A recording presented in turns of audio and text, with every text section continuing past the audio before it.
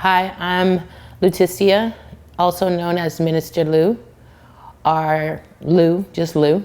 And what it is that I do, I'm the founder of Healing Hearts Foundation Incorporated.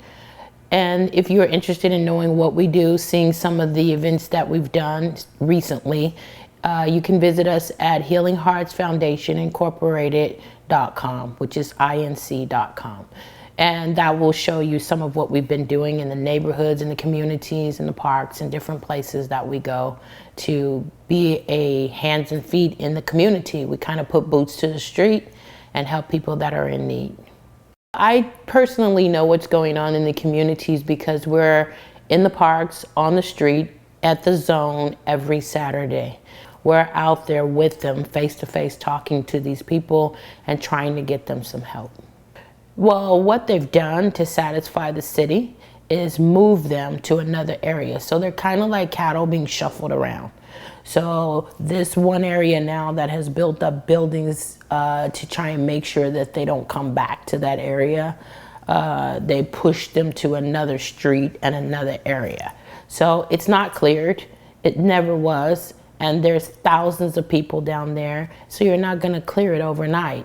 Cass has been overbooked, overwhelmed. There's no space. So that's why you go down there, people have made makeshifts for themselves. Where Cass is not safe. These people, when it gets dark, they talk to me because they recognize my face. I'm always down there. I hug them, I talk to them, I treat them like people. And they tell me that when it gets dark, people are what they call muscling them. They come, they beat them up, they rape them. If they have any money or anything of value, they give it to them so that they don't come beat them up. So they'll come and tell them, how much money do you have today? Give it to me.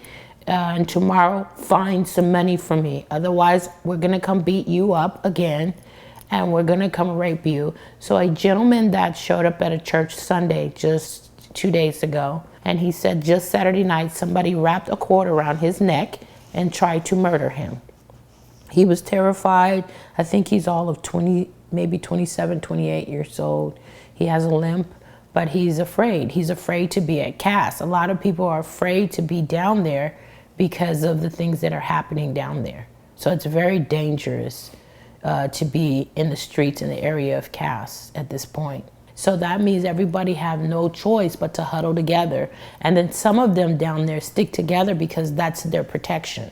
They have someone else watching while they sleep, they watch. While the other person sleeps, they watch. If they have to go to the store or go to the bathroom, they don't want to leave the little bit of belongings they have because somebody's going to take it. So they let somebody stay while they leave and back and forth to kind of watch out for each other. Everybody treats those people down there, again, as though everybody's on drugs, everybody's on alcohol, nobody wants help, they want to be this way, so why waste our time?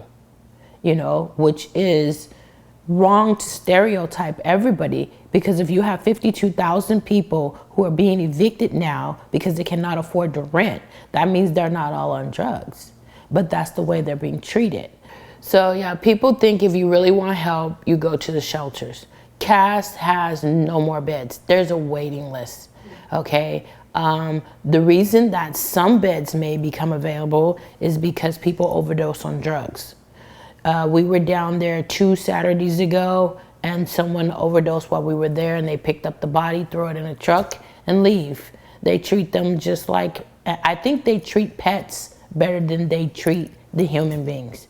And it's really sad. But no, the shelters have waiting lists because we call them, especially if we see someone with children that are in a van or something and they don't have a place to go. We try to get them into shelters.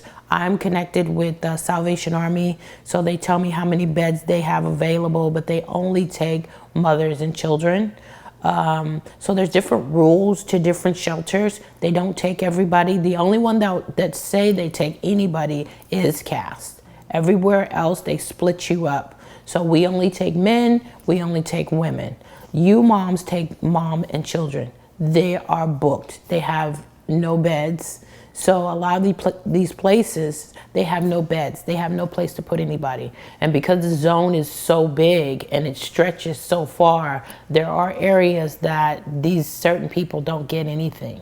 The senior citizens weren't getting anything because of where their location was in the zone. But if you go deep into the other areas and other streets, that's where the senior citizens are. And I really want to help them more because they are our founders. They are the people that built this country, and we have a duty and a respect to them to see about them.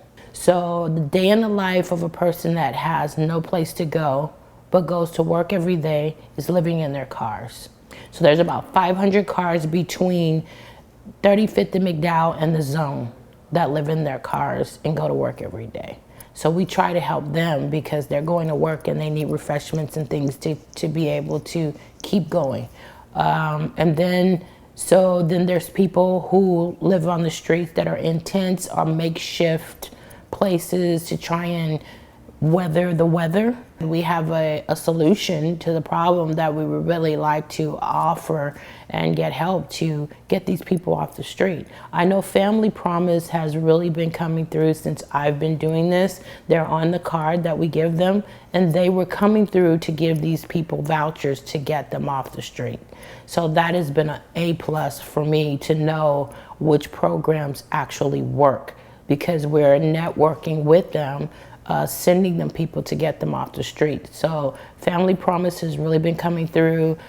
Phoenix Rescue Mission takes in moms and children in the immediate area of 15th Avenue and Van Buren. And then they have another one for men that they take them. I'm not sure where the men's location is, but they will come and get them from the street. There's 3 rehab centers. If the person say they want help and they really just want to get help right then and there, we make a call and they come and pick them up. And these are the ones we want to save. I've talked to some kids out there. You look at them, you see how they're clean in their demeanor. You know they don't belong there. You know they don't. But they just say they feel like there's no one to care. I've also met some of the kids out there who age out of foster care. So once you turn 18, foster care gives you a trash bag, your belongings, and show you the door. So they have no place to go, they go to the parks. The proposal is to be able to have a place ourselves. We want to be able to find a building. It started where we wanted to get the buildings that have been empty and abandoned for a very long time. The state is losing money. So first, let's start with the senior citizens and the taxpayers, okay? They live in their cars. They go to work every day. And if the building belongs to us and we're getting money from these people, it doesn't cost $1 million for electricity, come on. So we have stipends that we give these people. They got to be able to take care of themselves, get to work. But you are not paying the rent. You're paying the electricity. You're paying because we need you to help. This is just a temporary stay for you to be able to get yourself together and maybe meet somebody, a roommate, to be able to afford the rent. You know, put them together where they can now, a family come together and rent or whatever, because it's going to take help. So if we can do that to put these families together in a house where now you're splitting it down the middle, then you're paying what would have been normal rent with each other.